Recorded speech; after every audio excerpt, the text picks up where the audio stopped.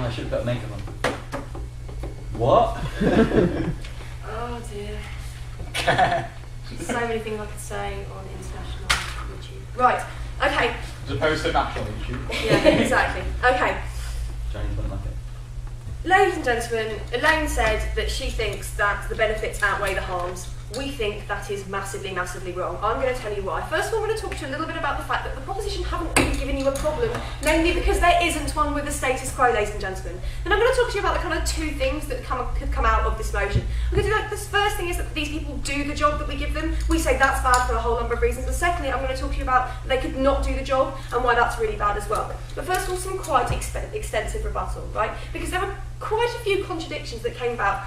Please stop doing that. There was quite a few contradictions that came about in the speeches all the way along the table, and Elaine kind of just brought them out really well in her summation. I'm going to talk to it now. Right. The response to people devaluing their jobs, which was what Graham said in his extension speech, was that, oh, when you put it on your CV, you're going to like say that, like, oh, I was a cleaner, brackets, forced by the state. Well, if that's the case, how is that social mobility, ladies and gentlemen? If you have to put on the CV that the state forced you to do it, then it doesn't look very, very good. We think being on the dole is the absolute last thing that anyone would want to put on their CV. That's just a little bit stupid, right? Secondly, if they've got such great work ethos and they want to learn so much already, why aren't they doing stuff for charity in their own time to build up their CV? If these people are so desperately like sitting at home thinking, oh, I really, really wish I could develop my skills, why the hell aren't they doing it themselves? Even if they can't find a job, presumably they could find something to put on there.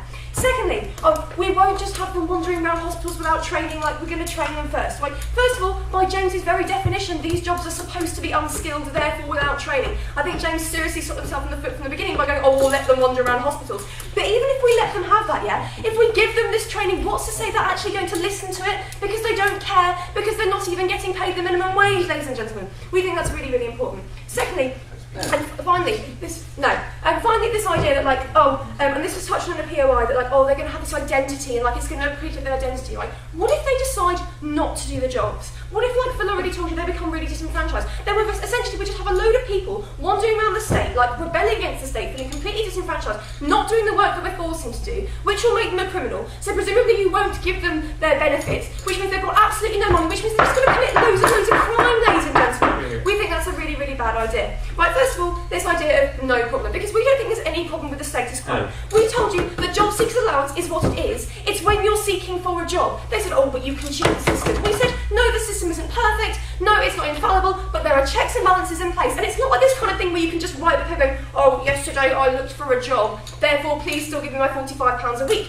That's complete bollocks. We don't think that's the way the system works. We're not saying it's perfect, but we think it's okay. Yes, please. People at work is the problem, Helen, and this improves the chance of people to get into work. No, okay, well, I'll tell you why that's rubbish later, right? Phil already told you that 15 hours showed this routine. Secondly, this idea that, like, there's no problem with the status quo. We think, I know, whatever. We think that, like, the job seekers allowance, like, fits with the state's idea that people don't have a responsibility financially to the state. They only have, like, a political obligation. We don't understand how morally you can justifiably do this. We think that's really a problem. Right, before Phil thinks I'm doing all of his points, I'm not. Right, what is the first thing that could happen with this motion concept? The person could do the job that they say you do. Well, what we've already told you, first of all, from Gray, is that we're in a recession, ladies and gentlemen. There aren't really that many jobs going around. We think if we start, like, letting these people wander around the hospitals, because hospitals are businesses, ladies and gentlemen. That's what they are. If they can get people from the state to work for free to do those jobs, why would they necessarily employ anybody else to do them? They wouldn't. So we think that takes people to jobs who employ them, right? Secondly, we have this idea that, like, again, we're going to have people wandering around hospitals doing really, really important jobs that actually don't give a shit because they're not even getting the minimum wage. We think that's really, really bad because we think cleaning hospitals is a really, really important job. We think that people that are doing that should probably have some kind of, like, responsibility for what they're doing. Proposition said, well, the people will still have some kind of responsibility because, you know, they think that, like, it's important and that they're going to have the same kind of responsibilities. They're being forced to do this. They can't get sacked if they're being forced to do it. Therefore, they have no obligation to do anything, ladies and gentlemen. We think that's really important. And then this idea of dignity, which was completely just bollocks, ladies and gentlemen, right? They're going to get loads and loads of dignity from being, like, forced to wander around a park picking up dog shit wearing a fluorescent jacket. That's not dignity, ladies and gentlemen. That is slavery for the state that is forced. That doesn't actually do anything. It's entirely dehumanising. And if you think that somehow someone's going to develop some kind of, like, identity that's beneficial to society from that, you're completely deluded. But Jeff said, oh, look at Denmark. We're not Denmark, ladies and gentlemen. We don't think that has any kind of, like, reference to our political state. We don't think that's a particularly good analogy.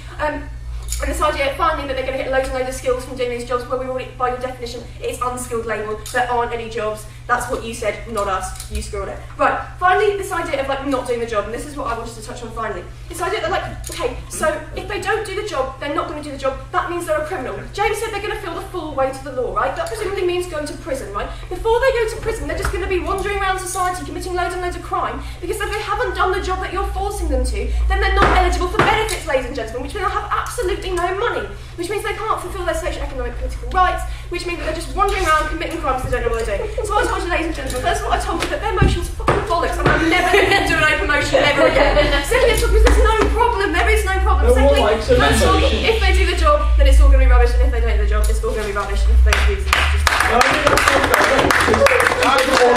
The audience all started crying about like FGM and I don't know what that. So There's no way that's going on the internet. That was